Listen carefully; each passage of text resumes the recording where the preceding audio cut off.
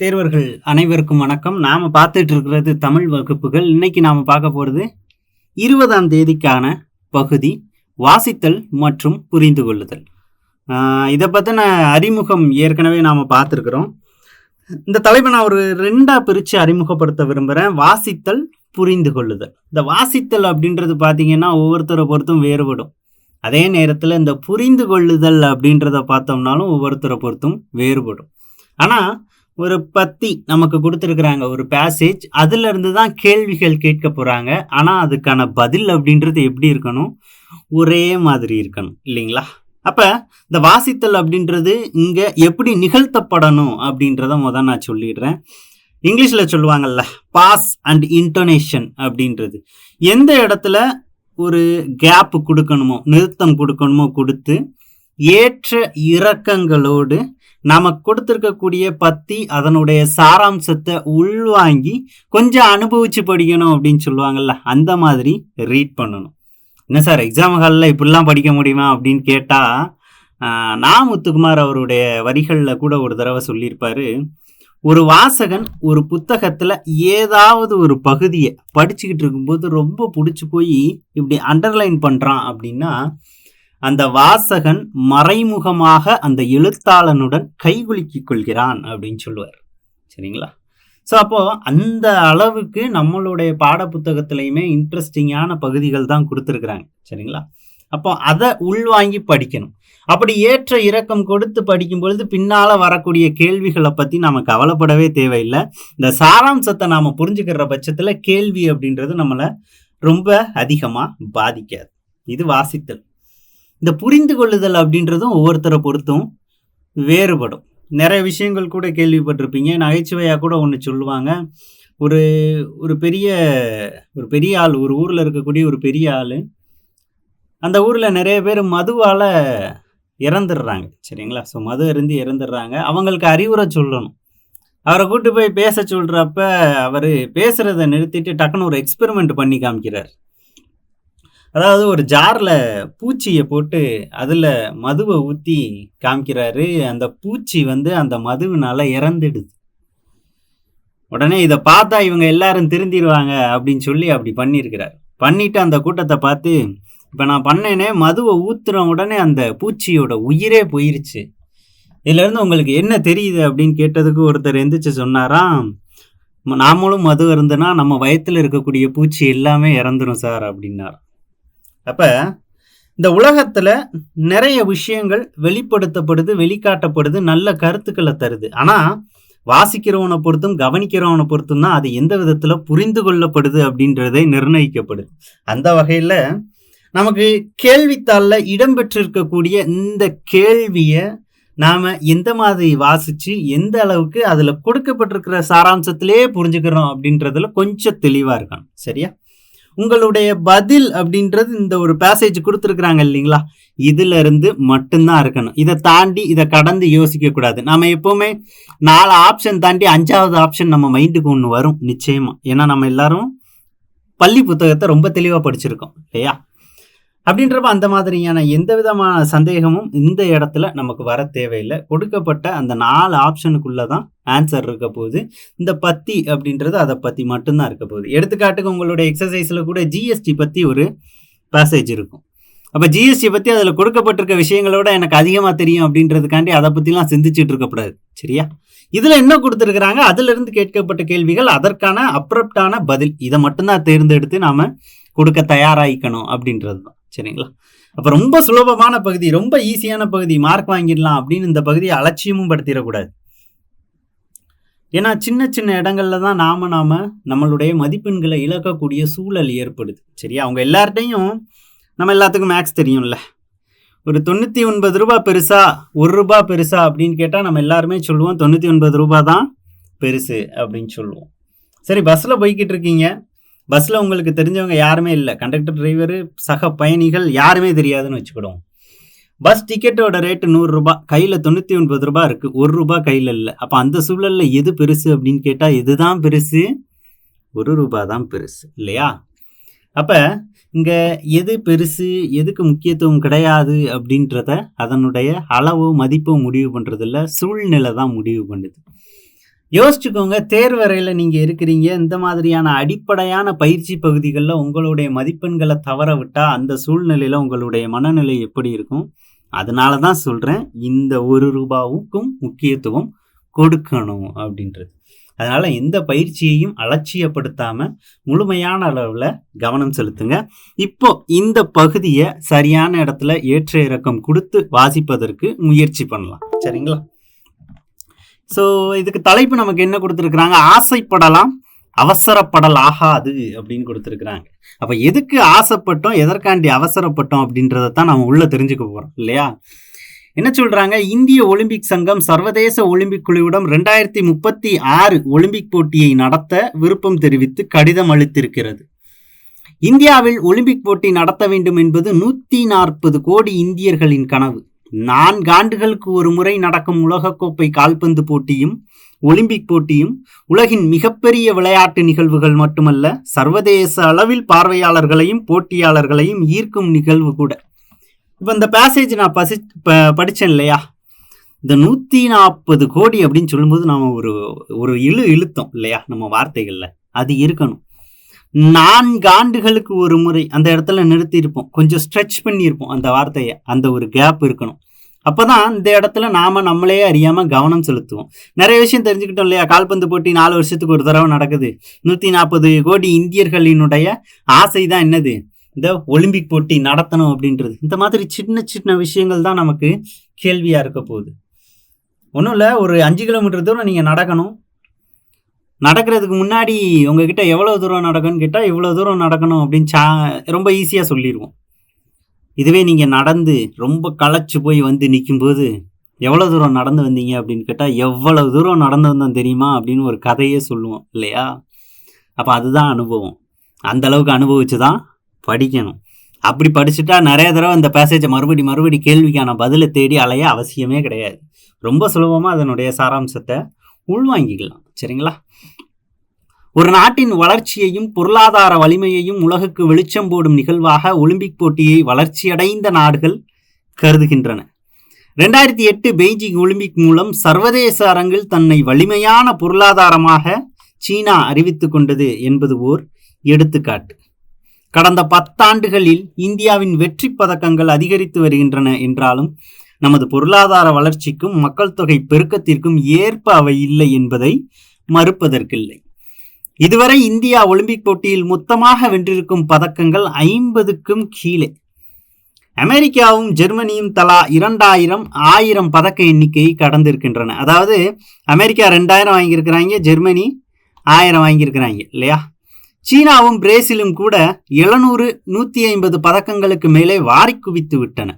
அப்படி இருக்கும்போது இந்தியாவில் பெரும் ஆடம்பர செலவில் ஒலிம்பிக் போட்டியை நடத்தி அதிக அளவில் பதக்கங்கள் பெறாமல் போனால் நாம் சர்வதேச ஏளனத்துக்கு உள்ளாகும் அபாயம் ஏற்படும். ஒலிம்பிக் போட்டியை நடத்துவதன் மூலம் விளையாட்டுத்துறையின் வளர்ச்சியை உறுதிப்படுத்த முடியும் என்பதில் மாற்று கருத்தில்லை. அதே நேரத்தில் அதற்கான அடிப்படை தயாரிப்பும் கட்டமைப்பும் இல்லாமல் சர்வதேச அளவிலான நிகழ்வை நடத்த முற்படுவது நமது தகுதிக்கு மீறியதாக இருக்கும். இந்தியா விளையாட்டுக்காக ஜிடிபியில் 0.1% மட்டுமே செலவழிக்கிறது. ஜிடிபினா என்னது? கிராஸ் டொமஸ்டிக் ப்ராடக்ட் அப்படின்னு படிச்சிருப்போம், மொத்த உள்நாட்டு உற்பத்தி. மேலை நாடுகளில் 1%க்கும் அதிகமாக விளையாட்டுக்கான ஒதுக்கீடு காணப்படுகிறது. பெரும்பாலான நாடுகளில் அரசின் உதவி பெறாமல் தனியார் துறையின் பங்களிப்புடன் விளையாட்டுக்கான கட்டமைப்புகள் உருவாக்கப்பட்டிருக்கின்றன. இந்தியாவில் இன்னும் வலிமையான விளையாட்டு கட்டமைப்பு இல்லை என்பதுடன் அடிமட்டத்திலிருந்து விளையாட்டு வீரர்களை அடையாளம் காணவும் பயிற்சி அளிக்கவும் திட்டமிடல் உருவாகவில்லை. ஒலிம்பிக் அளவில் போட்டியிட சர்வதேச விளையாட்டில் தேர்ச்சி பெற்ற விளையாட்டு பயிற்சியாளர்களும் தேவைப்படுகிறார்கள். ஒலிம்பிக் போட்டியை நடத்துவது என்பது சிரமமான சிக்கலான ஒன்று என்பதுடன் மிகுந்த பொருள் செலவையும் ஏற்படுத்தும் என்பதை நினைவில் கொள்ள வேண்டும். பெரும்பாலான ஒலிம்பிக் போட்டிகள் திட்டமிட்டதை விட செலவுகள் அதிகரித்து பொருளாதார ரீதியிலான அழுத்தத்தை ஏற்படுத்தி இருக்கின்றன. சமீப காலத்தில் நடந்த அத்தனை ஒலிம்பிக் போட்டிகளும் திட்டமிட்டதை விட பல மில்லியன் டாலர்கள் அதிகரித்த செலவில்தான் முடிந்திருக்கிறது. டோக்கியோ ஒலிம்பிக் கொள்ளை நோய் தொற்று காரணமாக ஓராண்டு காலம் ஒத்தி வைக்கப்பட்டது. அப்ப டோக்கியோ இந்த பேண்டமிக் பீரியட்ல ஒரு வருட காலம் ஒத்தி வச்சிருக்கிறாங்க.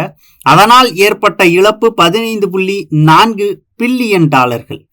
2016 ரியோ டி ஜெனீரோ ஒலிம்பிக்கில் திட்டமிட்டதை விட அதிக செலவாதனை எதிர்த்து மக்கள் போராட்டத்தில் இறங்கியதை மறந்துவிடக்கூடாது. அப்ப 2016 ரியோ டி ஜெனீரோல அதிக செலவானதுக்காண்டி மக்கள் போராட்டம் நிகழ்ந்திருக்கு. 2026 ஆஸ்திரேலியாவின் விக்டோரியா மாநிலமும் 2030 கனடாவின் அல்பிரட்டா மாநிலமும் அதிகரித்த செலவை எதிர்கொள்ள தயாராக இல்லாமல் காமன்வெல்த் போட்டிகளில் இருந்து பின்வாங்கி இருக்கின்றன. இவையெல்லாம் நம்மை யோசிக்க வைக்கின்றன. எந்த நகரங்கள் எல்லாம்? ஆஸ்திரேலியாவில் இருக்கக்கூடிய விக்டோரியா மாநிலம், கனடாவில் இருக்கக்கூடிய அல்பிரட்டா மாநிலம். அதற்கான ஆண்டுகளையும் கொஞ்சம் தெளிவுபட பார்த்து வச்சுக்கணும். அப்ப இந்த 2 நாடுகளுமே செலவுகளுக்காண்டி அஞ்சி பின்வாங்கி இருக்கிறாங்க அப்படின்னு சொல்லப்படுது. ஒலிம்பிக் போட்டிகளை நடத்துவது என்பது சுற்றுலா வளர்ச்சியை அதிகரிக்கும், அதன் மூலம் வருவாய் கிடைக்கும் என்பதெல்லாம் உண்மை. அதே நேரத்தில் அந்த போட்டிகளை நடத்துவதற்கான சரியான கட்டமைப்பு இருக்க வேண்டும். டோக்கியோ ஒலிம்பிக்கை எடுத்துக்கொண்டால் 33 விளையாட்டுகளில் 339 பதக்கங்களுக்கான போட்டிகள் 42 வெவ்வேறு இடங்களில் நடைபெற்றன. அதை நடத்தி காட்டுவதன் மூலம் ஒரு தேசத்தின் விளையாட்டு கட்டமைப்பையும் நிர்வாக திறமையையும் சர்வதேச அரங்கில் வெளிப்படுத்த முடியும். அதற்கு நாம் தயாராக இருக்கிறோமா என்பதை சிந்திக்க வேண்டும். அப்போ 33 வகையான விளையாட்டுகள் எத்தனை பதக்கங்களுக்கானது? 339 பதக்கங்களுக்கானது. 42 வெவ்வேறு இடங்கள்ல டோக்கியோ நடத்தி காமிச்சிருக்கிறான். அந்த அளவுக்கு அவங்க வெல் ஆர்கனைஸ்டா நடத்தி இருக்கிறாங்க. சரியான திட்டமிடல் இருந்துச்சு. அந்த அளவுக்கு நம்மளால பண்ண முடியுமா அப்படின்ற ஒரு கேள்வி நமக்கு எழுது.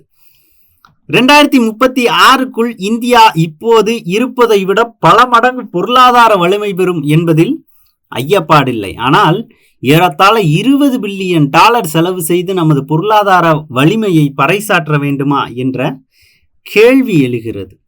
2010 நடந்த காமன்வெல்த் விளையாட்டுகள் நமது திறமையையும் வலிமையையும் பறைசாற்றியதை விட கட்டமைப்பு வசதிகளின் பேரில் நடந்த ஊழல்களும் தரமற்ற கட்டுமானங்களும் தான் தலைகுனிவை ஏற்படுத்தின.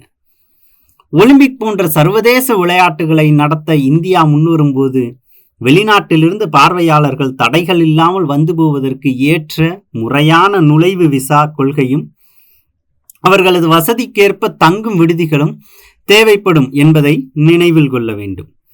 2036 ஒலிம்பிக் போட்டிகளை நடத்துவது என்பது வல்லரசாக உயரும் இந்தியாவுக்கு கௌரவம் சேர்க்கும். ஆனால் இந்தியா தன்னை ஒரு வலிமையான விளையாட்டு சக்தியாக மாற்றிக்கொள்வதற்கான கால அவகாசம் நமக்கு போதாது. அதனால இன்னும் கொஞ்சம் டைம் தேவை. அதுக்கு தான் இதுக்கு என்ன தலைப்பு கொடுத்துருக்குறாங்க? ஆசைப்படலாம், அவசரப்படல் ஆகாது அப்படின்னு கொடுத்துருக்குறாங்க. இந்த பகுதியை படிக்கும்போது நமக்கு என்னென்ன விஷயங்கள்லாம் ஞாபகம் வந்துச்சு கொஞ்சம் யோசிச்சு பாருங்க. ஒலிம்பிக் போட்டி நாம நடத்த முடியுமா அப்படின்ற கேள்வி இல்லையா? ஸோ அப்போ இங்கே போட்டிகள் நடத்தினா எந்தெந்த மாதிரியான வசதிகள் ஏற்படுத்தி கொடுக்கணும் அந்த விளையாட்டு வீரர்களுக்கு? அந்த அளவுக்கு வெல் ஆர்கனைஸ்டாக நம்மளால் நடத்த முடியுமா? அதற்கான கட்டமைப்பு இங்கே இருக்குதா? இன்னமும் கிராமப்புறங்களில் விளையாண்டுட்டு இருக்கக்கூடிய நிறைய வீரர்கள், திறமையான விளையாட்டு வீரர்கள் இருக்கிறாங்க. அவங்கள இன்னும் மேடை ஏற்றாமல் நாம் விட்டுட்டோமே, கேள்வி இருக்குது இல்லையா? அப்ப இந்தியா ஒரு ஏழை நாடா அப்படின்னா இந்தியா பணக்கார நாடு. ஆனா பேரலா அதனுடைய பாப்புலேஷனும் அதிகமாகிட்டே வர்றதுனாலதான் அது இன்னும் வளரும் நாடாவே இருக்குது அப்படின்றதுல எந்த விதமான ஐயப்பாடும் இல்லை. மற்ற நாடுகள் எல்லாமே பாத்தீங்க அப்படின்னா விளையாட்டுத்துறையில தங்களை நிலைநிறுத்திக் கொள்வதற்கும் அதே நேரத்துல போருக்காண்டி அதிக செலவு, பாதுகாப்பு தளவாடங்களுக்காக அதிக செலவை செஞ்சுக்கிட்டு இருக்கிறாங்க. அந்த வகையில் பார்த்தீங்க அப்படின்னா ஐயா அப்துல் கலாம் அவர்கள் ஒரு வரி சொல்லியிருப்பார். அணு ஆயுதங்களை அதிகமாக சேமித்து வைத்திருக்கும் நாடுதான் வல்லரசு என்றால் அமெரிக்கா தான் வல்லரசு. அறிவை ஆயுதமாக சேமித்து வைத்திருக்கும் நாடுதான் வல்லரசு என்றால் இந்தியா தான் வல்லரசு அப்படின்னு சொல்லிடுவார். ஏன்னா இந்தியாவில் எல்லாருக்கும் அறிவு இருக்கு. நீங்களும் இருக்கிறோம், நானும் இருக்கிறோம், நாம் எல்லாருமே இருக்கிறோம், நிறைய படிச்சிருக்கிறோம். அந்த வகையில் இந்தியா வல்லரசு நாடு அப்படின்னு ஐயா அப்துல் கலாம் அவர்கள் சொல்லியிருப்பாங்க. அப்ப அதுலதான் இந்தியா கவனம் செலுத்தணும் அப்படின்றதான் இதுல பேசப்படக்கூடிய ஒரு விஷயம். அது கடந்து இவ்வளவு அதிகமாக செலவு பண்ணி நாம மிகச்சிறந்த பொருளாதாரத்தை கொண்டிருக்கோம்னு இந்த உலகத்துக்கு நிரூபிச்சு நாம என்ன பண்ண போறோம் அப்படின்ற ஒரு கேள்வியைத்தான் இதுல நமக்கு எழுப்பி இருக்கிறாங்க. சரிங்களா? ஸோ அந்த வகையில இதுல இருந்து கேட்கப்பட்டிருக்கக்கூடிய கேள்விகள் என்னென்ன அப்படின்றத பார்க்குறோம். இந்தியாவில் எத்தனை ஒலிம்பிக் போட்டிகள் இதுவரை நடைபெற்றுள்ளது? ஏதும் இல்லை தான் இல்லையா? 2036 நடத்துறதுக்கு ஆசைப்படுறோம். அதற்கான கேள்விதான் இந்த பகுதியில் நமக்கு எழுப்பி இருக்கிறாங்க. அடுத்து பாருங்க, 2030 காமன்வெல்த் போட்டிகள் எங்கு நடைபெறுவதாக இருந்தது? அப்ப 2030 இந்த கேள்வியை படிக்கும் போதே எங்கு நடைபெற்றதுன்னு நம்ம படிச்சிருவோம். சரியா? அதனாலதான் ஆரம்பத்திலே சொன்னது கொஸ்டினை ரிவர்ஸ்லையும் படிக்கணும் அப்படின்ட்டு. எங்கு நடைபெறுவதாக இருந்தது? எங்க? அல்பர்டால குறிப்பா கனடாவில் இருக்கக்கூடிய அல்பர்டா மாநிலம். சரிங்களா? 2030. ஆஸ்திரேலியாவையும் அடையாளப்படுத்தியிருப்பாங்க. எந்த மாநிலம்? விக்டோரியா அப்படின்னு படிச்சிருப்போம் இல்லையா? அப்ப கொஞ்சம் பின்னோக்கி அதை பார்த்துக்கணும். 3வது, ஒலிம்பிக் போட்டி நடந்ததால் பொருளாதார பற்றாக்குறை ஏற்பட்டது என மக்கள் எங்கு போராட்டம் நடத்தினர் அப்படின்னு கேட்குறாங்க. எங்கன்னு பார்த்தோம், ரியோ டி ஜெனீரோ. வருடம் 2016 அப்படின்னு படிச்சிருப்போம். சரிங்களா? ரியோ டி ஜெனீரோல. பெய்ஜிங்ல ஒலிம்பிக் நடத்தி தன்னை மிகச்சிறந்த பொருளாதார நாடாக யார் அடையாளப்படுத்திட்டா? சீனர்கள் அடையாளப்படுத்திக்கிட்டாங்க இல்லையா? படிச்சோம். 2036 இந்தியா ஒலிம்பிக் போட்டிகளை நடத்துவதால் ஏற்படும் நன்மைகள் என்னென்ன? ஆப்ஷனை பார்க்காம கொஞ்சம் யோசிச்சோம்னா என்னென்ன நன்மைகள் நிகழும்? நம்ம பொருளாதார நாடு அப்படின்னு, நாமளும் ரவுடி தான் அப்படின்னு எல்லா நாடுகளுக்கும் காமிச்சுக்கலாம்.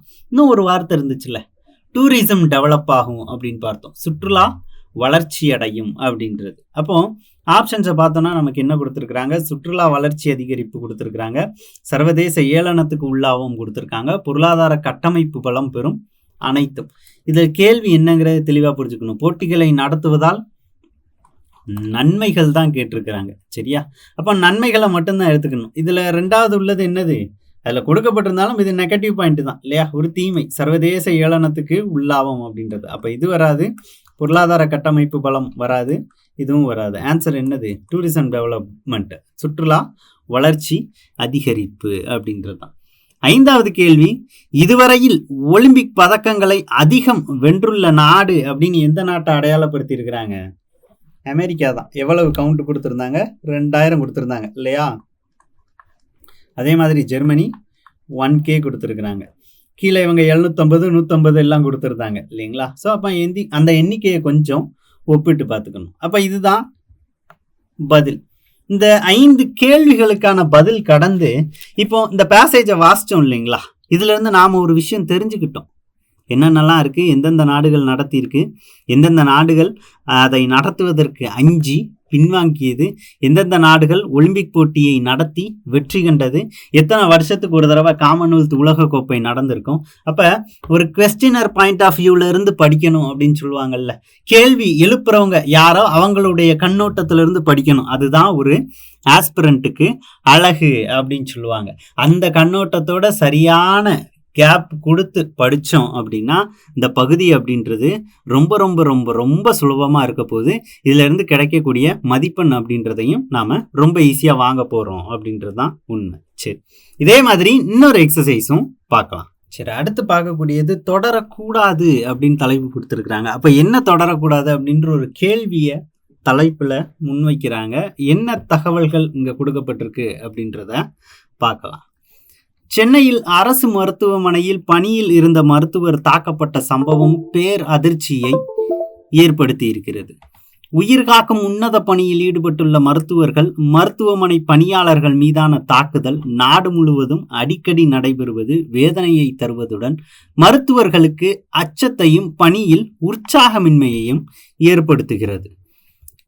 சென்னை கிண்டி உயர் சிறப்பு மருத்துவமனையில் புற்றுநோயால் பாதிக்கப்பட்ட தனது தாய்க்கு முறையான சிகிச்சை அளிக்கப்படவில்லை என மருத்துவரிடம் வாக்குவாதத்தில் ஈடுபட்டு இளைஞர் ஒருவர் மருத்துவரை சரமாரியாக 7 இடங்களில் கத்தியால் குத்தியுள்ளார். தலை, கழுத்து, முதுகு, காதின் பின்பகுதி, நெற்றி உள்ளிட்ட இடங்களில் காயமடைந்த மருத்துவருக்கு தீவிர சிகிச்சை அளிக்கப்பட்டு வருகிறது. இந்த தாக்குதல் மாநிலம் முழுவதும் மருத்துவர்களின் போராட்டத்துக்கு வழிவகுத்துள்ளது. மருத்துவர் மீதான தாக்குதலை கண்டித்து போராட்டத்தில் ஈடுபட்ட மருத்துவர்கள் இத்தகைய தாக்குதலில் ஈடுபடுவோர் மீது மருத்துவமனை பாதுகாப்பு சட்டத்தின் கீழ் HPA கீழ் கடுமையான நடவடிக்கை எடுக்க வேண்டும். மருத்துவமனையின் பாதுகாப்பு சூழலை முற்றிலும் மாற்றியமைத்தால் மட்டுமே மருத்துவர்களின் நம்பிக்கையை மீட்டெடுக்க முடியும் என வேண்டுகோள் விடுத்துள்ளனர். மருத்துவமனை பாதுகாப்பு சட்டம் என்பது மாநில சட்டம்தான். ஒவ்வொரு மாநிலமும் தனித்தனியாக இந்த சட்டத்தை இயற்றியுள்ளன. மருத்துவர்கள் மருத்துவமனை பணியாளர்கள் பாதுகாப்புக்கு என ஒருங்கிணைந்த மத்திய சட்டம் இதுவரை இயற்றப்படவில்லை. அப்ப என்ன சொல்றாங்க, மத்திய சட்டம் அப்படின்ற ஒண்ணு இருக்குது, மாநில சட்டம் அப்படின்ற ஒன்று இருக்குது. மத்திய தரப்புல இருந்து இதுவரை மருத்துவமனை பாதுகாப்பு, மருத்துவர்கள் அங்க இருக்கக்கூடிய செவிலியர்களுக்கான பாதுகாப்பு அப்படின்ற அடிப்படையில எந்த விதமான சட்டமும் இயற்றப்படவில்லை. அது ஒரு பேக்லாக் அப்படின்னு சொல்றாங்க. சரியா? மாநில சட்டமான மருத்துவமனை பாதுகாப்பு சட்டம் அதிகாரம் இல்லாததாக உள்ளது. மருத்துவ பணியாளர்கள் மீதான தாக்குதலுக்கு எதிராக பாரதிய நியாய சம்ஹிதா, முன்னர் எப்படி அழைக்கப்பட்டது IPC அப்படின்னு, சட்டத்தின் கீழ் உள்ள பிரிவுகளை பொருத்தமாக பயன்படுத்த மாநில காவல்துறை திணறுகிறது. எனவே மத்திய சட்டம் இயற்றப்படாமல் மருத்துவமனைகள் மீதான தாக்குதல் பிரச்சினைக்கு தீர்வு காண முடியாது என இந்திய மருத்துவ சங்கம் நீண்ட காலமாக வலியுறுத்தி வருகிறது. மருத்துவமனை பாதுகாப்பு சட்டத்தின் கீழ் மருத்துவர்கள் மருத்துவ பணியாளர்களுக்கு காயம் ஏற்படுத்துதல், உயிருக்கு ஆபத்தை விளைவித்தல், அச்சுறுத்தல், மருத்துவ பணியாளரை பணி செய்ய விடாமல் தடுப்பது, மருத்துவமனையில் உள்ள பொருட்கள் கருவிகளுக்கு சேதம் ஏற்படுத்துவது போன்றவை குற்றச்செயல்கள். மத்திய சட்டம் இயற்றப்படாத நிலையில் மாநில சட்டத்தில் திருத்தங்கள் கொண்டு வந்து வலுப்படுத்த வேண்டும் என்பது மருத்துவர்களின் கோரிக்கை. கொல்கத்தா RGK அரசு மருத்துவக் கல்லூரி மருத்துவமனையில் முதுநிலை பெண் பயிற்சி மருத்துவர் பாலியல் கொலை செய்யப்பட்ட சம்பவம் நாடு முழுவதும் கொந்தளிப்பை ஏற்படுத்தியது. அந்த சம்பவத்தை கண்டித்து மேற்கு வங்கத்தில் நடைபெற்று வரும் மருத்துவர்களின் போராட்டம் இன்று வரை முழுமையாக முடிவுக்கு வந்த பாடில்லை. மேற்கு வங்க அரசுக்கு பெரும் நெருக்கடியை ஏற்படுத்திய இந்த சம்பவத்துக்கு பின்னரும் ஓர் அலட்சிய போக்கு தொடர்வதை சென்னையில் மருத்துவர் மீதான தாக்குதல் வெளிப்படுத்துகிறது. கொல்கத்தா மருத்துவர் மீதான தாக்குதலை அடுத்து அனைத்து மத்திய அரசு மருத்துவமனைகளின் தலைமை மருத்துவர்களும் மத்திய சுகாதாரத்துறை அமைச்சகம் ஒரு கடிதம் அனுப்பியது. அதன்படி மருத்துவமனைகளில் வன்முறை நிகழ்ந்தால் 6 மணி நேரத்தில் மருத்துவமனை தரப்பிலிருந்து முதல் தகவல் அறிக்கை பதிவு செய்யப்படுவதை உறுதிப்படுத்த வேண்டும் என வலியுறுத்தப்பட்டது. மேலும் CCTV, கூடுதல் மின் விளக்குகள் உள்ளிட்ட பாதுகாப்பு ஏற்பாடுகளை செய்ய வேண்டும் எனவும் இந்த கடிதத்தில் கூறப்பட்டது. மத்திய அரசின் கடிதத்தில் கூறப்பட்டுள்ள விஷயங்கள் மாநில அரசுகளுக்கும் பொருந்தும். ஆனால் எத்தனை மாநில அரசுகள் இதை செயல்படுத்தியுள்ளன என்று கேட்டால் ஏமாற்றமே மிஞ்சும்.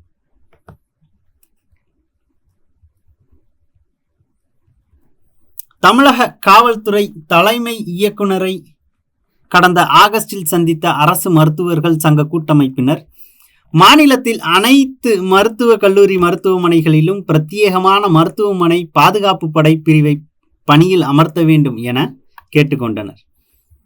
சட்டப்பேரவையில் 2013ஆம் ஆண்டு 110 விதியின் கீழ் முன்னாள் முதல்வர் ஜெயலலிதா அறிவித்த திட்டம் இது. என்னது?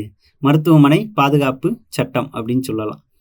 இப்போது சென்னை சம்பவத்துக்கு பின்னர் அனைத்து மருத்துவமனைகளிலும் புறக்காவல் நிலையத்தை அமைப்பது குறித்து தற்போது காவல்துறை பரிசீலித்து வருகிறது. மேலும் தமிழகம் முழுவதும் அரசு மருத்துவமனைகளின் பாதுகாப்பை மேம்படுத்தும் வகையில் நோயாளிகளுடன் வருவோருக்கு அடையாள அட்டை, பாதுகாப்பு பரிசோதனை, எதை வச்சு? மெட்டல் டிடெக்டர் வச்சு, CCTV கேமரா வசதிகள் ஏற்படுத்தப்படும் என்று மக்கள் நல்வாழ்வுத்துறை அமைச்சர் மா சுப்பிரமணியன் தெரிவித்தார். இந்த நடவடிக்கைகள் வரவேற்கத்தக்கவை, எப்போதோ செய்திருக்க வேண்டிய நடவடிக்கை இது.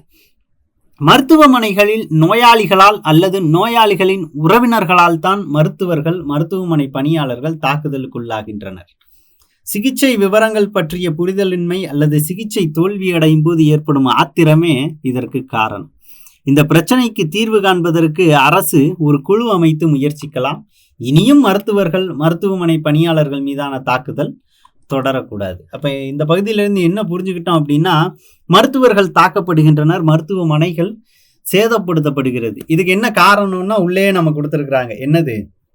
என்னுடைய உறவினர் இல்லைன்னா யாரையாவது எனக்கு நெருங்கினவங்களை நான் ஹாஸ்பிட்டலில் சேர்த்துருக்கிறேன், அவங்களுக்கு சரியான சிகிச்சை அளிக்காதது இல்லை அப்படின்னா அவங்களுக்கு அளிக்கப்பட்ட சிகிச்சை அப்படின்ற பற்றின போதிய அவேர்னஸ் இல்லாமல், சிகிச்சை விவரங்கள் பற்றிய புரிதலின்மை அல்லது சிகிச்சை தோல்வி அடையும் போது அப்படின்னு கொடுத்துருக்குறாங்க. ஒரு ஆப்ரேஷன் ஃபெயிலியர் ஆகும்போது இல்லைன்னா அவங்களுக்கு அளிக்கப்பட்ட சிகிச்சை பற்றி எந்த விதமான அடிப்படை அறிவும் இல்லாத போது, தன்னை சேர்ந்த ஒருத்தவங்க இறந்துட்டாங்க அப்படின்னா ஒரு கோபம் வரும்ல, அந்த கோபத்தில் உணர்ச்சி வசப்பட்டு மருத்துவர்கள் தாக்குதலுக்குள்ளாகின்றனர் அப்படின்னு சொல்லியிருக்கிறாங்க.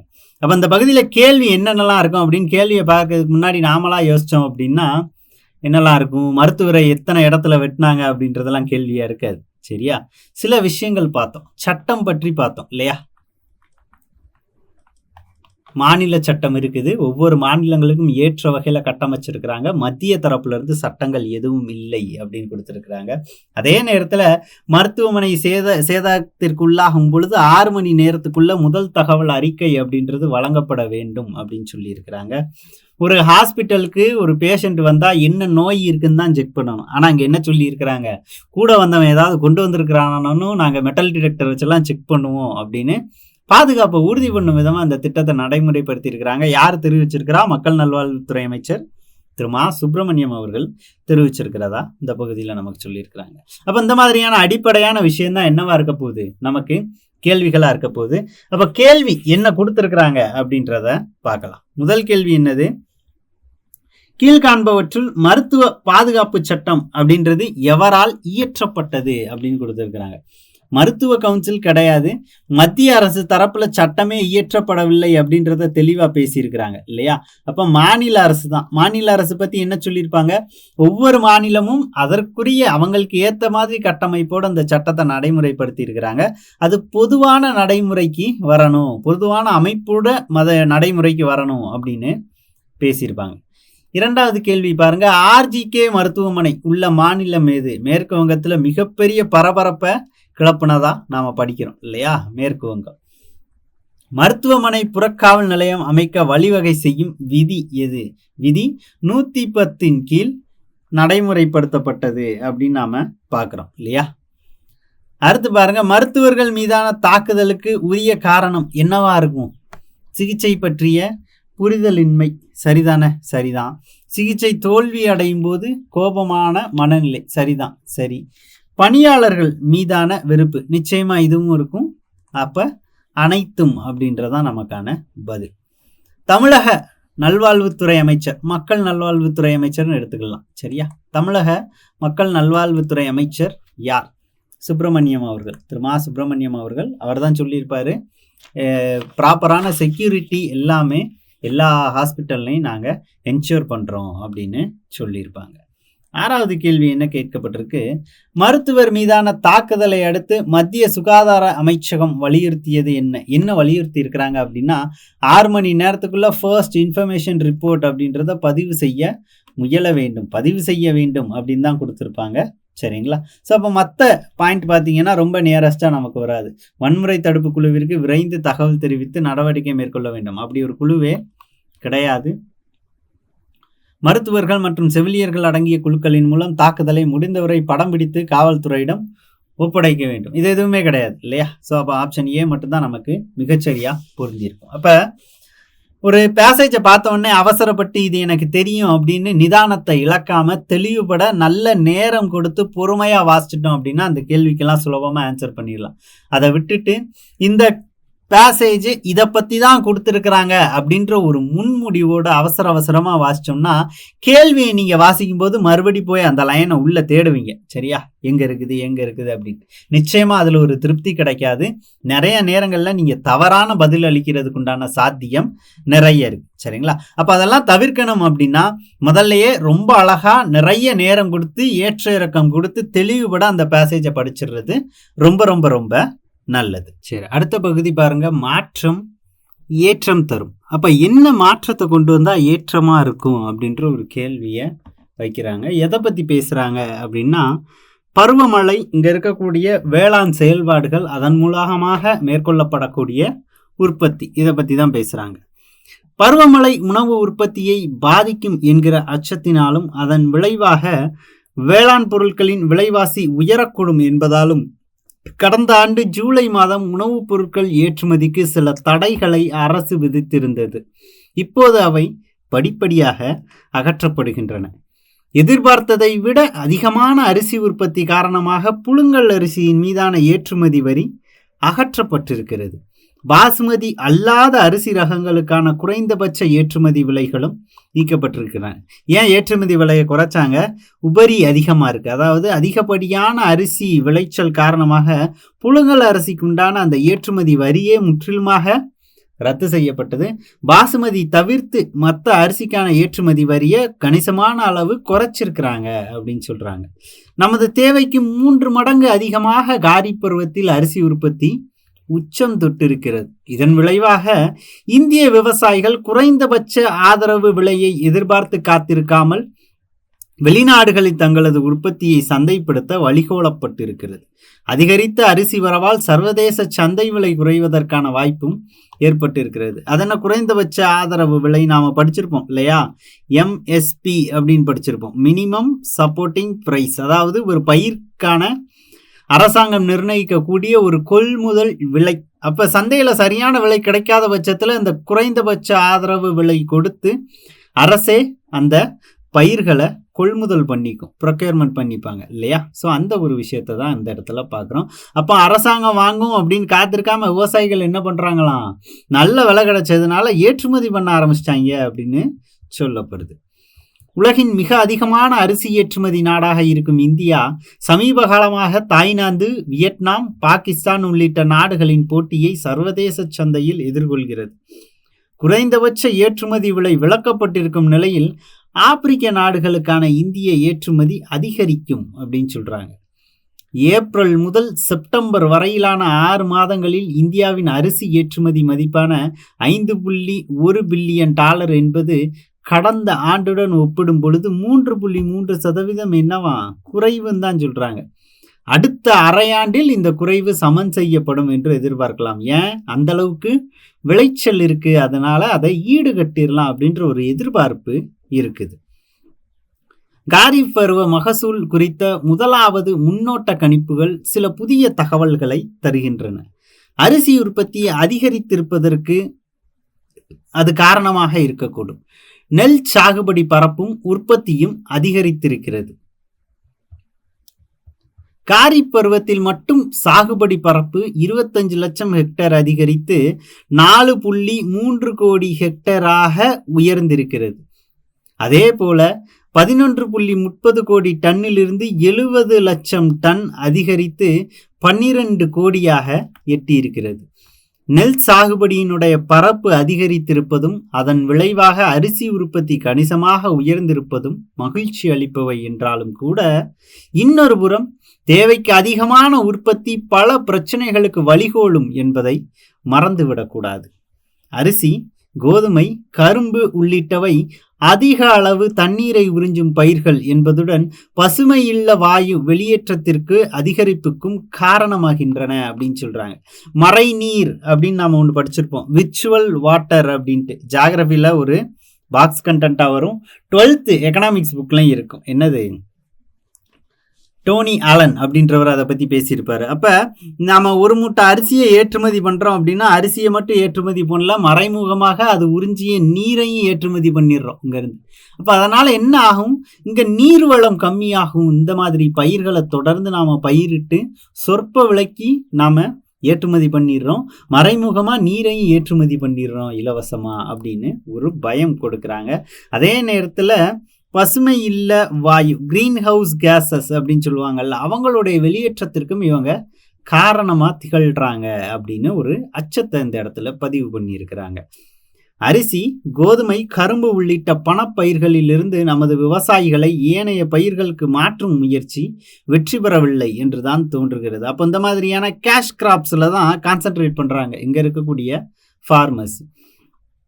குறைந்தபட்ச ஆதரவு விலை மட்டுமே சாகுபடி பரப்பை அதிகரிக்க உதவாது என்பதும் பருவநிலை மாற்றம் சாகுபடி தேர்வை தீர்மானிக்கும் என்பதும், பொது விநியோக முறை சீர்திருத்தம் அவசியம் என்பதும் பண பயிர்களிலிருந்து விவசாயிகள் மாறாமல் இருப்பதற்கான காரணங்கள் அப்படின்ட்டு இந்த 3 காரணங்களையும் நமக்கு இந்த இடத்துல பட்டியலிடுறாங்க. சமீப ஆண்டுகளில் பெறப்பட்டிருக்கும் புள்ளி விவரங்களின்படி பருப்பு வகைகள், சிறுதானியங்களுக்கான குறைந்தபட்ச ஆதரவு விலை அதிகரிப்பு விவசாயிகளை பணப்பயிர்களிலிருந்து ஏனைய பயிர்களுக்கு மாற ஊக்குவிக்கவில்லை. இல்லைன்னு தான் கொடுத்துருக்குறாங்க. சரியா? கடந்த 4 சாகுபடி ஆண்டுகளில் அதிகரிக்கப்பட்டிருக்கும் 20% குறைந்தபட்ச ஆதரவு விலை துவரை, உளுந்து, கடலை, சூரியகாந்தி ஆகியவற்றின் சாகுபடி பரப்பில் பெரிய அளவில் மாற்றத்தை ஏற்படுத்திவிடவில்லை. ஆனால் அரிசி, கோதுமை, கடுகு, சோயாபீன்ஸ் ஆகியவற்றின் சாகுபடி பரப்பு அதிகரித்திருக்கிறது. அப்ப பருப்பு வகைகளுக்கான குறைந்தபட்ச ஆதரவு விலை அப்படின்றத அதிகரிச்சும் நம்முடைய விவசாயிகள் அதை பயிரிடுவதற்கு ஒரு தயாரான சூழல்ல இல்லை அப்படின்றத நமக்கு இந்த இடத்துல பதிவு பண்றாங்க. அப்ப இந்த ஆதரவு விலை அதிகரிப்பு அப்படின்றதெல்லாம் அந்த திட்டம் அப்படின்றது முழுமையான அளவுல பலன் அளிக்கல அப்படின்னு பதிவு பண்றாங்க. நெல் சாகுபடி கொள்முதலில் உத்தரவாதம் இருக்கிறது என்பது மட்டுமே அல்ல, விவசாயிகள் அதை தேர்வு செய்வதற்கு காரணம். பருவநிலை மாற்றத்தை எதிர்கொள்ளும் வகையிலான நெல் வித்துக்கள் காணப்படுவதால் விவசாயிகள் அதில் ஆர்வம் காட்டுகின்றனர். அப்ப பருவமழை பொய்த்தாலும் மாறி பெய்தாலும் அதற்கேற்ப தன்னை தகவமைத்து கொண்டு வளரும் தன்மை கொண்டது என்னது? இந்த நெல். அதுல இருந்து கிடைக்கக்கூடிய அரிசி.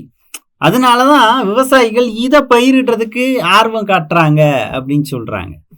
உளுந்தை பொறுத்தவரை 6.4% குறைந்தபட்ச ஆதரவு விலை எந்த விதத்திலும் பயன்படவில்லை. 23% சாகுபடி பரப்பு குறைந்திருப்பது மட்டுமல்லாமல் உற்பத்தியும் 24% குறைந்திருப்பதாக கணிக்கப்படுகிறது.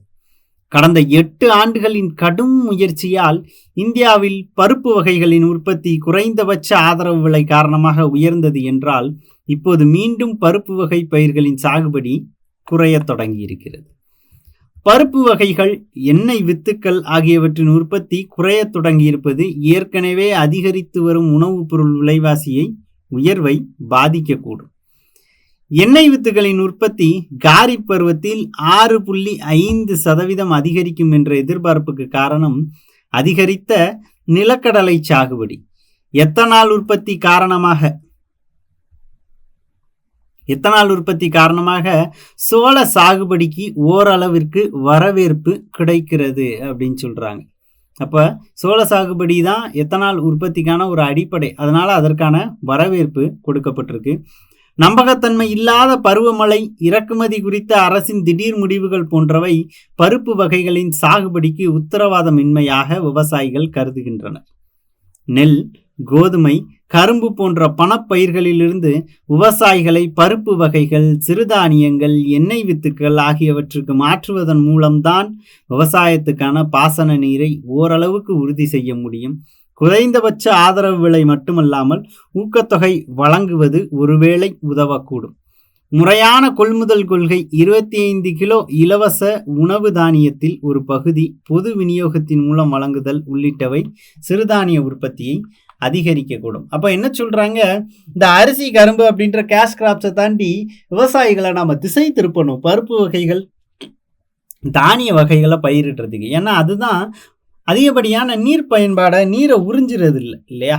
ஸோ அப்படி இருக்கக்கூடிய சூழலில் வளங்களும் பாதுகாக்கப்படும், அதே நேரத்தில் உணவு தேவையும் முழுமையான அளவில் பூர்த்தி செய்யப்படும் அப்படின்னு சொல்கிறாங்க. அப்போ நம்ம நாட்டினுடைய வளர்ந்து வரும் அந்த மக்கள் தொகையை சரி கட்டணும் அப்படின்னா இந்த மாதிரியான மாற்றங்களை மேற்கொள்ளணும் அப்படின்றத இந்த பகுதியில் நமக்கு பதிவு செய்கிறாங்க.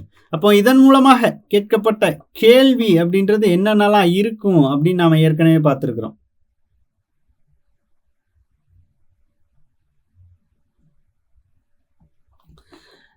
படித்து பார்க்கும்போதே நாம் கணிச்சிருக்கலாம் எந்தெந்த பயிர்கள் எந்தெந்த வகையில் உற்பத்தி செய்யப்படுது, எத்தனை சதவீதம் உற்பத்தி செய்யப்படுது, அந்த சதவீதத்தில் இருக்கக்கூடிய மாற்றம், இது எல்லாத்தையும் நாம் பார்க்குறோம் இல்லையா? ஸோ அப்போ அந்த வகையில் எதெல்லாம் கேள்வியாக இருக்கும் அப்படின்ற எதிர்பார்ப்பை இந்த 6 கேள்வி நிச்சயமாக பூர்த்தி செய்யும். என்ன கேட்டிருக்கிறாங்க? விவசாயிகள் நேரடியாக சர்வதேச சந்தையை அணுகுவதற்கான காரணம் என்ன அப்படின்னு கேட்டிருக்கிறாங்க. நேரடியாக சர்வதேச சந்தையை அணுகுவதற்கான காரணம் உபரி உற்பத்தி. அதை எப்படி பதிவு பண்ணியிருப்பாங்க? 3 மடங்கு உற்பத்தி அப்படின்னு சொல்லியிருப்பாங்க. சரிங்களா? ஏற்றுமதிக்கான சில தடைகள், ஏற்றுமதிக்கு தளர்வுகள் தான் கொடுக்கப்பட்டிருக்கு. அப்போ 3 மடங்கு அதிக உற்பத்தி இருக்கிறதுனால தான் ஏற்றுமதிக்கு தயாராயிருக்கிறாங்க அப்படின்றது தான். எத்தனால் உற்பத்தி எந்த பயிருக்கு வரவேற்பு கிடைத்துள்ளது? எத்தனால் உற்பத்தி காரணமாக சோளத்துக்கு தான் அதிகப்படியான வரவேற்பு கிடைச்சிருக்குது அப்படின்னு சொல்றாங்க. சரிங்களா? ஸோ அப்போ செகண்டுக்கு ஆன்சர் சி.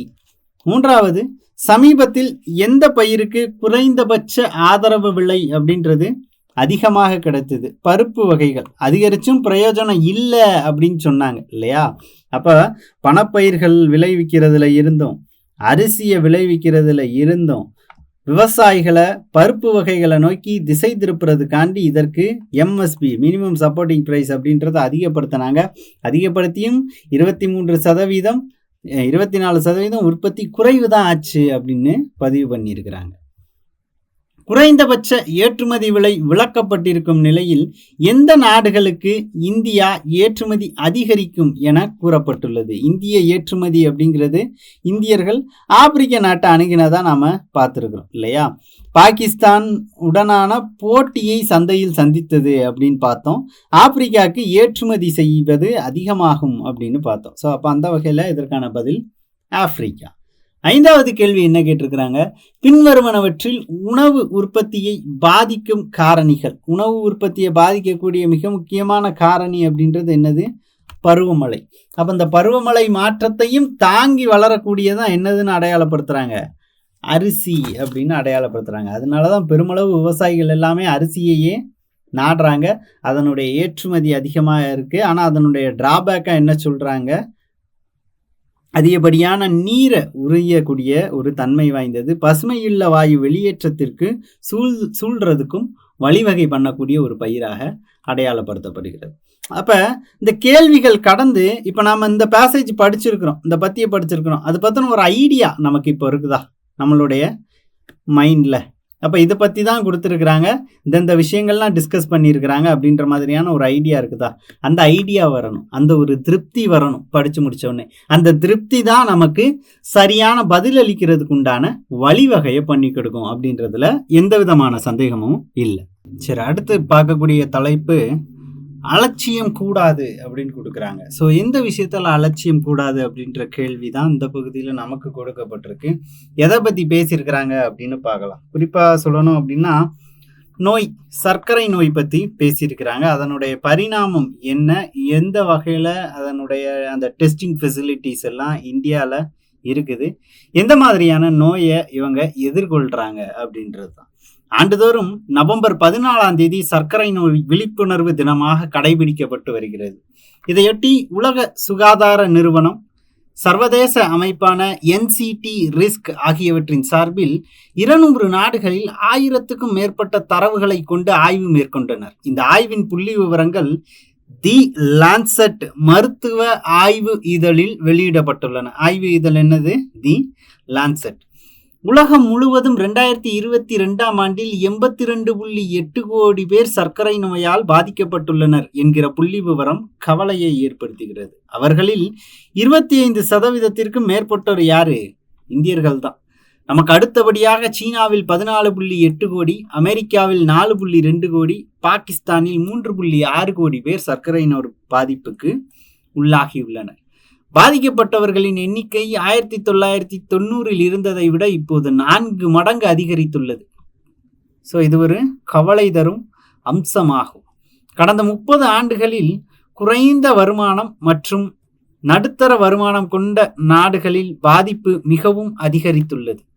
பாதிக்கப்படும் இளைஞர்களின் எண்ணிக்கை இதே காலகட்டத்தில் 7 முதல் 14% உயர்ந்துள்ளது. இதில் மிகவும் அச்சம் கொள்ள வேண்டிய விஷயம், உலகம் முழுவதும் 30 மற்றும் அதற்கு மேற்பட்ட வயதுடைய 44.5 கோடி பேர் சர்க்கரை நோய்க்கான சிகிச்சை பெற முடியாதவர்களாக உள்ளனர் என்பதுதான். இதில் 1/3 13.3 கோடி பேர் இந்தியாவில் வசிப்பவர்கள். இந்தியாவில் சர்க்கரை நோயால் பாதிக்கப்பட்டுள்ளவர்களில் சுமார் 30 லட்சம் பேருக்கு கண்களும் பாதிக்கப்பட்டுள்ளன. இந்திய மருத்துவ ஆராய்ச்சி கவுன்சில் கடந்த ஆண்டு மேற்கொண்ட ஆய்வுகளின்படி 10 கோடி பேர் சர்க்கரை நோயால் பாதிக்கப்பட்டவர்கள் என்று தெரிவிக்கப்பட்டுள்ளது. உணவுக்கு முன், உணவுக்கு பின் மேற்கொள்ளப்படும் பரிசோதனைகளின் அடிப்படையில் இரத்தத்தில் குளுக்கோஸ் அளவை கொண்டு சர்க்கரை நோயை அளவிடலாம். ஸோ அப்போ இங்கே அந்த முறையில் தான் என்ன பண்ணுறாங்க, டெஸ்டிங் அப்படின்றது இருக்கு இல்லையா. ஸோ உணவுக்கு முன் பண்ணுவாங்க, அப்புறம் உணவுக்கு பின். இதுதான் இங்கே இருக்கக்கூடிய நடைமுறை இல்லையா. ஸோ கணக்கிடும் வழக்கமே இந்தியா உள்ளிட்ட தெற்காசிய நாடுகளில் நடைமுறையில் உள்ளது. ஆனால் சர்க்கரை நோயை கண்டறிய 3 மாத சராசரி எனப்படும் HbA1c இந்த கொடுத்திருக்கிறாங்க. HbA1c பரிசோதனை முறையை வளர்ந்த நாடுகள் பின்பற்றி வருகின்றன. அப்போ உணவுக்கு முன் உணவுக்கு பின் அப்படின்னு இல்லாம ஒரு 3 மாத காலத்தினுடைய ஆவரேஜ் தான் என்னது, சர்க்கரை அளவு அப்படின்னே சொல்றாங்க இல்லையா. HbA1c பரிசோதனையை அடிப்படையாக கொள்ளாததால் சர்க்கரை நோயாளிகளின் சரியான எண்ணிக்கை தெரியாமல் போக வாய்ப்புள்ளது என்பது நிபுணர்களின் கருத்தாக உள்ளது. ICMR அல்லது WHO ஆய்வு என எந்த அடிப்படையில் பார்த்தாலும் இந்தியாவின் சர்க்கரை நோயால் பாதிக்கப்பட்டுள்ளவர்களின் எண்ணிக்கை அதிகரித்து வருகிறது என்பதுதான் உண்மை. அடிக்கடி சிறுநீர் கழிப்பது, அடிக்கடி தாகம் எடுப்பது, அதிக பசி, மிக வேகமாக எடை குறைவது, அதிகமாக சோர்வடைவது, பார்வை மங்குதல், காயமாற அதிக காலம் பிடித்தல், பாதங்களில் உணர்ச்சி குறைதல், எரிச்சல் ஏற்படுதல் போன்றவை சர்க்கரை நோய்க்கான அறிகுறிகளாகும். இது போன்ற அறிகுறிகள் தென்படும் போது பலரும் இது சர்க்கரை நோய்களுக்கான அறிகுறி என்பதையே உணர்வதில்லை. இதன் பாதிப்புகள் ஓரளவு அதிகமாகும் போதுதான் உணர்கின்றனர். உடல் பருமன், ஆரோக்கியமற்ற உணவு பழக்கம் ஆகியவையே டைப் 2 சர்க்கரை நோய்க்கான காரணங்கள். என்ன 2 காரணம் சொல்றாங்க, உடல் பருமன், ஆரோக்கியமற்ற உணவு பழக்கம். சரியா. பெண்களில் அதிகமானோர் கர்ப்ப காலத்தில் சர்க்கரை நோய்க்கு உள்ளாகிறார்கள். இளைஞர்களை பொறுத்தவரை ஒயிட் காலர் ஜாப் என்று கூறப்படும் அலுவலகத்தில் அமர்ந்து செயலாற்றும் பணியில் 10 மணி நேரத்திற்கு மேல் நாள்தோறும் உட்கார்ந்தபடியே பணியாற்றுதல், உடற்பயிற்சி செய்வது, விளையாடுவது போன்றவை, கைபேசியில் அதிக நேரம் செலவழிப்பது உள்ளிட்டவை பாதிப்புக்கான காரணங்களாகும். மது, புகையிலை பயன்பாடு காரணமாக பலர் சர்க்கரை நோய்க்கு உள்ளாகிறார்கள். சர்க்கரை நோய் முற்றும் போது விழித்திரை பாதிக்கப்பட்டு பார்வை இழப்பு ஏற்படலாம். மாரடைப்பு, சிறுநீரக கோளாறு, பக்கவாதம் போன்றவையும் ஏற்பட வாய்ப்புகள் உண்டு. சிலருக்கு கால்களையே அகற்றும் நிலை கூட ஏற்படலாம் அப்படின்னு சொல்றாங்க. அப்போ அந்த அளவுக்கு ஒரு அட்வர்ஸ் எஃபெக்ட். சரிங்களா. ஸோ அந்த மாதிரியான பிரச்சனைகளை ஃபுல்லாக கொண்டு வர வல்லது. அடுத்தவருடன் ஒப்பிட்டு கொண்டு நாமே ஒரு முடிவுக்கு வரக்கூடாது. இதில் அலட்சியம் இருந்து விட்டால் வாழ்நாள் முழுவதும் பாதிப்புகளை எதிர்கொள்ள நேரிடும். உலக சுகாதார அமைப்பின் ஆய்வு முடிவுகளை எச்சரிக்கை மணியாக எடுத்துக்கொண்டு போர்க்கால அடிப்படையில் மத்திய மாநில அரசுகள் நடவடிக்கை எடுக்க வேண்டும். குறிப்பாக பரிசோதனைகளை அதிகப்படுத்த வேண்டும். சர்க்கரை நோய், அதன் பாதிப்புகள் குறித்து நாடு தழுவிய அளவில் விழிப்புணர்வு ஏற்படுத்த வேண்டும். பெருகி வரும் நகரமய சூழலில் நடைபயிற்சி, யோகா, உடற்பயிற்சிக்கான இடங்கள் அதிகரிக்கப்பட்டு அதில் ஈடுபட மக்கள் ஊக்குவிக்கப்பட வேண்டும். ஆரோக்கியமான உணவு குறித்து இளைய தலைமுறைக்கு புரிய வைக்க வேண்டும். குறிப்பாக பள்ளி கல்லூரிகளிலேயே இது குறித்து கருத்தரங்குகள், பவர் பாயிண்ட் போன்றவை மூலம் விளக்க வேண்டும். வளர்ந்து வரும் நமது நாட்டில் கோடிக்கணக்கான பேர் நோயால் பாதிக்கப்படுவது தனிநபர், குடும்பம், நாடு என அனைத்துக்குமே பெரும் பாதிப்பை உண்டாக்கும் என்பதை தொடர்புடைய அனைத்து தரப்பினரும் உணர வேண்டியது காலத்தின் கட்டாயம். அப்போ முழுக்க முழுக்க சர்க்கரை நோய், நமது ஆரோக்கியம், இதை பற்றி தான் பேசுகிறாங்க இல்லையா. உண்மைதான். அந்த காலத்துலலாம் 2 பேர் பார்த்தீங்க அப்படின்னா பார்த்த உடனே நல்லா இருக்கீங்களா, குழந்தை இருக்கா, பையனுக்கு எத்தனை வயசாகுது அப்படின்னு கேட்பாங்க. ஆனால் இப்போ அப்படி கிடையாது. பார்த்த உடனே நல்லா இருக்கீங்களா, சர்க்கரை இருக்கா, எத்தனை பாயிண்ட் இருக்கு அப்படின்னு தான் கேட்குறாங்க இல்லையா. ஸோ அந்த அளவுக்கு காலம் மாறி போச்சு. அதாவது சாப்பிட்டு முடிச்சுட்டு கூட்டமாக உட்காந்து வெத்தலை போட்டது கடந்து கூட்டமாக உட்காந்து சுகர் மாத்திரை போட்டுக்கிறாங்க இப்பெல்லாம். அப்போ அந்த அளவுக்கு நோய் அப்படின்றது நமக்கு ரொம்ப பரிச்சயம் ஆயிடுச்சு. மாசமானா ஏதோ கரண்ட் பில் கட்டுற மாதிரி மாத்திரை மருந்துக்குன்னு இவ்வளவு ரூபாய் எடுத்து வைக்கக்கூடிய அளவுக்கு நம்மளுடைய வாழ்வியல் அப்படின்றது மறைமுகமா மாறி கிடக்கு அப்படின்றத தான் அந்த பகுதியில் சொல்றாங்க. அப்போ அதுல இருந்து என்னென்ன கேள்விகள்லாம் நமக்கு இருக்கும் அப்படின்றத நீங்களே கணிச்சிருப்பீங்க. சர்க்கரை நோய் எந்த மாதிரி கணக்கிடுறாங்க, அது வகை என்ன, டைப் 2 சர்க்கரை நோய் அப்படின்னா என்ன, இதெல்லாமே பார்த்துருக்கிறோம் இல்லையா. அடிப்படையாக அதுதான் கேள்வி. சர்க்கரை நோயை கண்டறிவதில் வளர்ந்த நாட்டிற்கும் தெற்காசிய நாட்டிற்கும் உள்ள வித்தியாசம் என்ன அப்படின்னு பார்த்தோம்னா என்னது, அதனுடைய பரிசோதனை முறை அப்படின்றது தான் இல்லையா. ஏன்னா நாம் உள்ள படிச்சிருப்போம், சர்க்கரை நோயை பற்றி தான் நமக்கு பெரும்பாலும் அதிகபட்சமாக பேசியிருந்தாங்க இல்லையா. ஸோ அப்போ அந்த சர்க்கரை நோய் அளவிடுற அந்த முறை அப்படின்றதும் நமக்கு நிறைய மாற்றங்களை கொண்டு வந்திருக்கு அப்படின்றது தான். ஸோ அந்த மாற்றம் அப்படின்றதும் அந்த இடத்துல நமக்கு கொடுத்துருந்தாங்க. இரண்டாவது கேள்வி என்ன கேட்டிருக்கிறாங்க,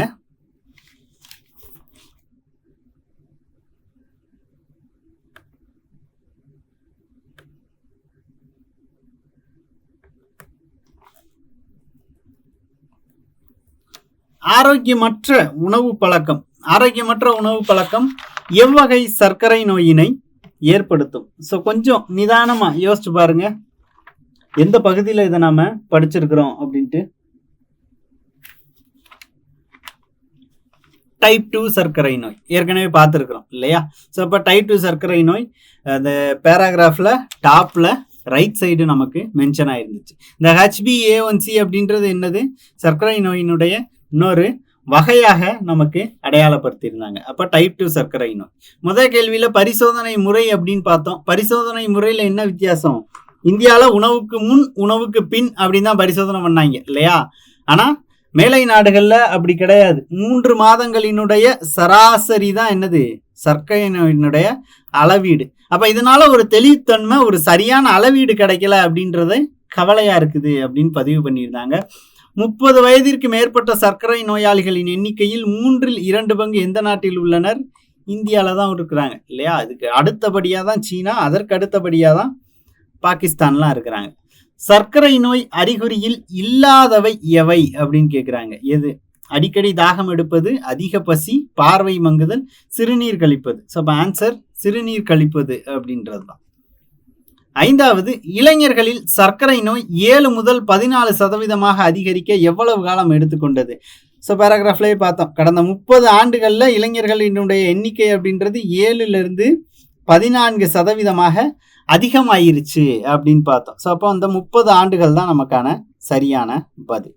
கொஞ்சம் நிதானமாக அதை படித்து பார்க்கும்போது பார்த்தீங்க அப்படின்னா என்ன சாராம்சத்தில் கொடுத்துருக்குறாங்க அப்படின்றத கொஞ்சம் உள்வாங்கிக்கிட்டோம் அப்படின்னா இதற்கான பதில்கள் அப்படின்றது ரொம்ப ரொம்ப சுலபம். இறுதியாக ஒரே ஒரு குட்டி எக்ஸசைஸ் நமக்கு இருக்குது, அதை பார்த்துடலாம் சரிங்களா? ஜஸ்ட் சிறுமைத்தனம் அப்படின்னு கொடுத்துருக்குறாங்க சரியா? அது என்ன சிறுமைத்தனத்தை பற்றி பேசுது அப்படின்னா நமது அண்டை மாநிலமான கேரளாவினுடைய சில நடவடிக்கைகள் பற்றி தான் பேசுது. அவர்களுடைய நடவடிக்கை என்ன சொல்றாங்க அப்படின்றத பார்த்துடலாம். தென்மண்டல பசுமை தீர்ப்பாயத்தை தொடர்ந்து கேரள உயர்நீதிமன்றமும் மாநில எல்லையை தாண்டி மருத்துவ கழிவுகளையும் இதர குப்பைகளையும் கேரளம் அண்டை மாநிலங்களில் கொட்டுவதை வன்மையாக கண்டித்திருக்கிறது. கேரள மாநிலத்திலிருந்து மருத்துவ கழிவுகள், நெகிழி குப்பைகள், வீணான உணவுப் பொருட்கள் உள்ளிட்டவை மாநில எல்லையை ஒட்டிய தமிழக மாவட்டங்களில் கொண்டு வந்து கொட்டப்படுவது வழக்கமாக மாறிவிட்டு வருகிறது. நியூஸ்லேயே நிறைய பார்த்துருப்போம். குறிப்பாக கன்னியாகுமரி, தென்காசி போன்ற மாவட்டங்கள் இந்த மாதிரியான பிரச்சனைகளை அதிகமாக சந்திக்கிறாங்க. ஏன்னா எல்லை பகுதியில் இருக்கிறதுனால. கேரள எல்லையை ஒட்டிய கன்னியாகுமரி, நெல்லை, தென்காசி, கோயம்புத்தூர் மாவட்டங்களில் தொடர்ந்து மருத்துவ கழிவுகள், இறைச்சி, மீன் கழிவுகள், நெகிழி கழிவுகள் லாரிகளில் கொண்டு வரப்பட்டு இரவோடு இரவாக நீர்நிலைகளுக்கு அருகிலும் மனித நடமாட்டம் குறைவாக உள்ள பகுதிகளிலும் கொட்டப்படுவது நீண்ட காலமாகவே நடந்து வருகிறது. இதே போல கேரள எல்லையை ஒட்டிய கர்நாடக மாநில பகுதிகளிலும் கேரளத்திலிருந்து குப்பைகள் கொண்டு போய் கொட்டப்படுகின்றன. அப்போ தமிழகம்னு தேர்ந்தெடுக்கல, எல்லை பகுதியில் இருக்கிற எல்லா மாநிலங்கள்லையும் இந்த பிரச்சனையை கேரளம் நிகழ்த்துது. சமீபத்தில் சென்னையில் உள்ள தென்மண்டல பசுமை தீர்ப்பாயம் இந்த பிரச்சனையை கையில் எடுத்ததை தொடர்ந்து இது குறித்த விழிப்புணர்வு ஏற்பட்டிருக்கிறது. பசுமை தீர்ப்பாயம் உத்தரவு காரணமாக நெல்லை மாவட்டத்தில் நடுக்கல்லூர், பழவூர், கொண்டா நகரம் உள்ளிட்ட பகுதிகளில் மேய்ச்சல், புறம்போக்கு நிலங்கள், நீர்நிலைகளில் நூற்றுக்கணக்கான மூட்டைகளில் கொட்டப்பட்ட மருத்துவ கழிவுகள் 30 லாரிகளில் கேரளாவுக்கு திருப்பி எடுத்து செல்லப்பட்டிருக்கின்றன. அப்ப 30 லாரியில கொண்டு வந்து இந்த பகுதியில கழிவுகளை கொட்டி இருக்கிறாங்க அப்படிங்கிறது தான். அவை திருவனந்தபுரத்தில் உள்ள மண்டல புற்றுநோய் மையத்திலிருந்து கொண்டு வரப்பட்டதை கைப்பற்றப்பட்ட ரசீதுகள் உறுதிப்படுத்துகின்றன. அப்ப அங்கிருந்து மருத்துவ கழிவுகளை கொண்டு வந்து இங்க கொட்டி இருக்கிறாங்க.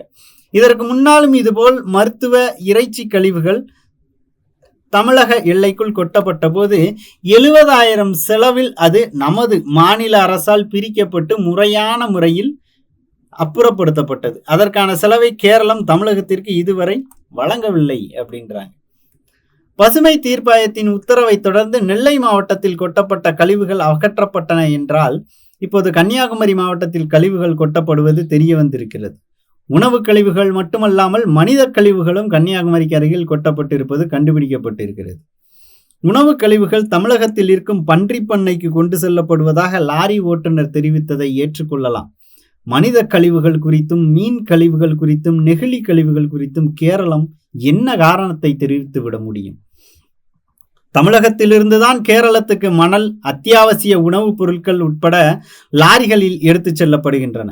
அந்த லாரிகள் திரும்ப வரும்போது அதிக கட்டணம் வழங்கப்பட்டு குப்பை கூளங்களை தமிழகத்தில் கொண்டு வந்து கொட்டுவது கடந்த பல ஆண்டுகளாக நடந்து வருவது இப்போது தெரிய வந்திருக்கிறது.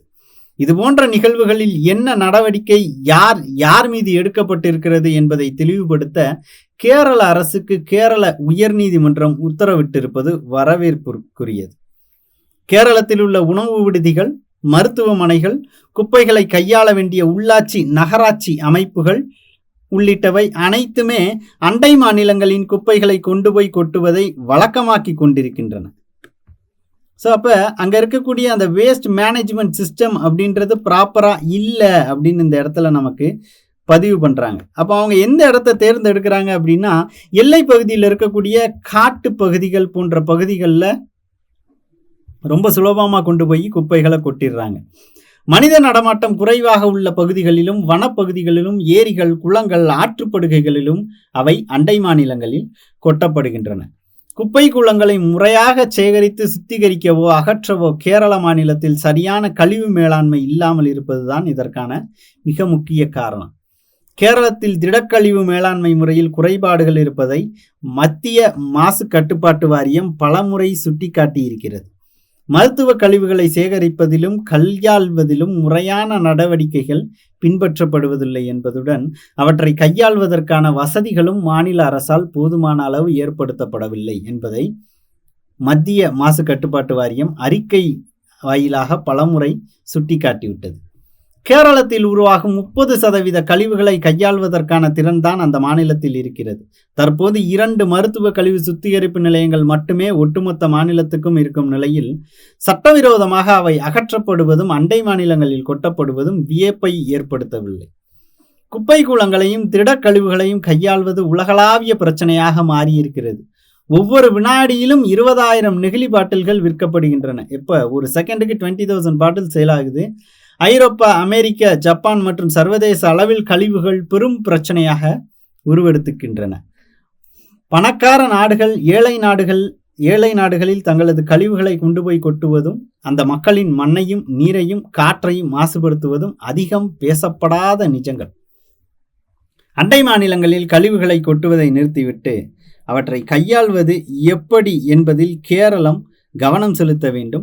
அண்டை மாநிலங்கள் கேரளத்தின் குப்பை தொட்டிகள் அல்ல. அதனால இது கேரளத்தினுடைய சிறுமைத்தனம் அப்படின்னு சொல்லியிருக்கிறாங்க. அப்ப கழிவு வேஸ்டாக இருக்கட்டும், அதே மாதிரி இந்த மாதிரியான அடிப்படையான மனித கழிவுகள், மீன் இறைச்சி கழிவுகளாக இருக்கட்டும், இதை டிஸ்போஸ் பண்ணுறதுல ஒரு மிக முக்கியமான பிரச்சனை நிகழுது. யோசிச்சு பாருங்க, கொஞ்சம் இந்த பேசேஜுக்கு அப்பாற்பட்டு யோசிச்சா இங்கேருந்து போகிற லாரி டிரைவர்ஸ்ட்டை தான் அதிகப்படியான பணம் கொடுத்து இந்த கழிவுகளை ஏற்றி அனுப்புகிறாங்க. அப்போ கேரள மக்கள் ஒவ்வொருவருக்கும் தங்கள் மண் மீது ஒரு தீரா காதல் உண்டு இல்லையா? அதனால தான் இந்த மண்ணு குப்பையாயிடக்கூடாது அப்படின்னு அவங்க நினைக்கிறாங்க. அதே எண்ணம், அதே காதல் நம்மளுடைய மாநிலத்தின் மீது நம்முடைய ஓட்டுநர்களுக்கு ஏன் இல்லை அப்படின்ற ஒரு கேள்வி இந்த இடத்துல பதிவாகுது. நமக்கு ஏன் இல்லை அப்படின்னு பதிவாகுது இல்லையா? அப்ப இதெல்லாம் எதிர்த்து கேட்கணும். எல்லை பகுதியில் இருக்கக்கூடிய மாவட்டத்தை சார்ந்த மக்கள் இதற்கு எதிராக போராட்டங்கள் நிறைய நிகழ்த்துறாங்க. அது சார்ந்து சட்ட ரீதியாக இதுவரை நடவடிக்கை எதுவும் எடுக்கப்படலை. சட்ட ரீதி அப்படின்றத கடந்து மனிதாபிமான அடிப்படையில் பார்த்தால் இது மிகச்சிறந்த கேரள அரசினுடைய சிறுமைத்தனம் அப்படின்னு அடையாளப்படுத்தப்படுது. சரியா? ஸோ அப்போ கேள்விகள் எப்படி இருக்கும் அப்படின்னு பார்த்தோம். யோசிச்சிடலாம் நம்மளே. சாலிட் வேஸ்ட் மேனேஜ்மெண்ட் அப்படின்றது ரொம்ப புவராக இருக்குது. ஏறத்தாழ 30% கழிவுகளை கையாளுவதற்கான யுக்தி தான் கேரள அரசு தன்னகத்தை கொண்டுள்ளது அப்படின்னு நம்ம பார்க்குறோம் இல்லையா? அப்போ அது சம்பந்தமான கேள்விகள் தான் இருக்குது. என்ன கேட்குறாங்க? மாநில திடக்கழிவு மேலாண்மையின் குறைபாடுகள் இருப்பதை சுட்டி காட்டும் அமைப்பு எது? நாம் அண்டர்லைன் பண்ணி வச்சிருக்கிறோம் இல்லையா? மத்திய மாசு கட்டுப்பாட்டு வாரியம். கழிவுகளால் ஏற்படும் பிரச்சனை குறித்து விழிப்புணர்வு ஏற்படுத்தக்கூடிய அமைப்பு மாசு கட்டுப்பாட்டு வாரியம். மருத்துவ கழிவுகளால் ஏற்படும் அபாயம் என்ன அப்படின்னா அது மண், நீர், காற்று எல்லாத்தையும் பொல்யூட் பண்ணும் இல்லையா? ஸோ அப்போ அனைத்தும் தான் ஆன்சர். தென்மண்டல பசுமை தீர்மானத்தின் தலைமையகம் எங்குள்ளது? ரொம்ப முக்கியமானது. சரியா, இடையில லைன்ல ஒரு இடத்துல இருக்கும் சென்னையில் உள்ள தென்மண்டல பசுமை தீர்ப்பாயம் அப்படின்ட்டு. ஸோ ஆன்சர் என்னது? சென்னை. கொஞ்சம் நிதானிச்சு படித்தோம்னா அடையாளப்படுத்திடலாம். பன்றி பண்ணைக்கு உகந்த கழிவுகள். பன்றி பண்ணைக்கு உணவு கழிவுகள் தான் பன்றிகளுக்கான உணவாக அந்த பகுதிக்கு எடுத்து செல்லப்படுது அப்படின்னு பார்த்தோம். அப்போ ஆன்சர் உணவு கழிவுகள்.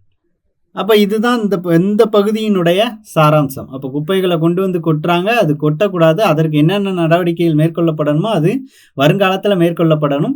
தன்னைத்தானே கேரள அரசு இது குறித்து திருத்திக்கணும். ஏன்னா ஏற்கனவே கொட்டின குப்பையே கிட்டத்தட்ட 70,000 செலவில் தரம் பிரிக்கப்பட்டு அப்புறப்படுத்தப்பட்டுச்சு நமது மாநில அரசால். அந்த பணத்தை கூட இன்னும் கேரள அரசு நமக்கு அளிக்கலை அப்படின்றத இந்த இடத்துல பதிவு செஞ்சுருந்தாங்க. அதனால தான் கேரள அரசினுடைய சிறுமைத்தனம் அப்படின்னு இந்த பகுதிக்கு நாம் தலைப்பு கொடுத்துருந்தோம். அப்போ இதுதான் அந்த பயிற்சியினுடைய அளவு. இந்த அளவில் தெளிவுபட படித்து வச்சுக்கிட்டா போதுமானது. சின்ன விஷயம்தான். தியேட்டருக்கு ஒரு படத்துக்கு போகிறீங்க, படம் பார்த்துட்டு வந்துட்டீங்க, யாராவது படம் எப்படி இருந்துச்சு அப்படின்னு கேட்டால் டைட்டில் கார்டில் போட்ட மியூசிக்லேருந்து நம்ம சொல்ல ஆரம்பிக்கிறது கிடையாது. முழு கதையும் அப்படியே நேரேட் பண்ணாலும் எந்தெந்த இடங்கள் முக்கியம், எந்தெந்த இடம் நல்லா இருந்துச்சு அப்படின்றத மட்டும்தான் நம்ம பாயிண்ட் அவுட் பண்ணி சொல்லுவோம். இதுதான் கதை. ஒரு 5 நிமிஷத்தில் சொல்லிடுவோம்ல ஒரு 3 மணி நேர படத்தினுடைய கதையை. அதே மாதிரி தான் இந்த பகுதியை எனக்கு வாசித்து முடிக்கிறதுக்கு பார்த்தீங்க அப்படின்னா ஒரு 4 நிமிடங்கள் எடுக்கும். அந்த 4 நிமிடங்கள் முழுமையாக கொடுத்து நான் அதை தெளிவுபட வாசிச்சிட்டேன் அப்படின்னா அதுக்கு அடுத்து வர 6 கேள்வியாக இருக்கட்டும், 5 கேள்வியாக இருக்கட்டும், நான் ரொம்ப சுலபமாக பதில் கொடுத்துடலாம். அப்போ ஒரு படம் பார்க்குற மாதிரி கொஞ்சம் ஆழ்ந்து பார்க்கணும். என்னென்ன விஷயங்கள் ஹைலைட்டான பாயிண்ட்ஸோ அதை அப்படியே நாம் மண்டையில் ஏற்றிக்கணும். ஒரு கேள்வியாளரனுடைய எண்ணப்போக்கில் இருந்து குவெஸ்டினர் பாயிண்ட் ஆஃப் வியூவில் இருந்து இதை படிக்கணும். படிக்கும்போதே இதெல்லாம் கேள்விகளாக இருக்கும் அப்படின்ற ஒரு அடையாளம் நமக்கு கிடைச்சிரும். ஏன்னா நம்மளை விட சிறந்த படிப்பாளி அப்படின்றவங்க கிடையாது. சரிங்களா? ஸோ அந்த அளவுக்கு ஒரு எண்ணத்தோட கொஞ்சம் நிதானிச்சு ஏற்ற இறக்கம் கொடுத்து சரியான இடைவெளி கொடுத்து படிங்க. அப்படி படிக்கிற பட்சத்தில் இந்த பகுதி கேள்வியாக கேட்கலாம் அப்படின்ற ஒரு எண்ணம் உங்களுக்கே தோன்றும். நிச்சயமாக அது மட்டும்தான் கடைசியில் நமக்கு கேள்வியாக இருக்கும். சரிங்களா? அப்போ இந்த பகுதியை பொறுத்த மட்டுக்கும் ஒரே ஒரு விஷயம்தான், ஏற்கனவே சொன்னதான், எந்த விதமான முன்முடிவுகளும் இருக்கக்கூடாது. இதுதான் இதை பற்றி பேசியிருக்கிறாங்க, இதைத்தான் பேசியிருக்கிறாங்க அப்படின்னு முதல் வார்த்தையிலே முடிவு பண்ணிடக்கூடாது. ஒவ்வொரு பகுதியையும் நிறுத்தி தெளிவுபட வாசிக்கணும். கேட்கப்பட்ட கேள்விகளை முழுமையாக கடைசி வார்த்தை வரைக்கும் உச்சரித்து வாசிக்கணும். அப்போ தான் சரியான பதிலை கொடுக்க முடியும். இல்லைன்னா இந்த சுலபமான பகுதியில் நாம் நமக்குடைய மதிப்பெண்களை இழக்கிறதுக்குண்டான ஒரு சூழல் உருவாகும் இல்லையா? ஸோ அப்போ அதுக்கு வழிவிடாமல் ரொம்ப தெளிவுபட சின்ன சின்ன விஷயங்கள்லையும் இப்போ இருந்தே கவனம் செலுத்தி நம்மளை நாம் கட்டமைச்சுக்கிட்டோம் அப்படின்னா நம்மளை விட பலமான ஒரு தேர்வர் அப்படின்றவங்க கிடையவே கிடையாது அப்படின்றது தான் உண்மை. நல்ல தலைப்பில் அடுத்த வீடியோவில் சந்திக்கலாம். நன்றி, வணக்கம். சுரேஷ் IAS அகாடமி, வெற்றியின் முகவரி.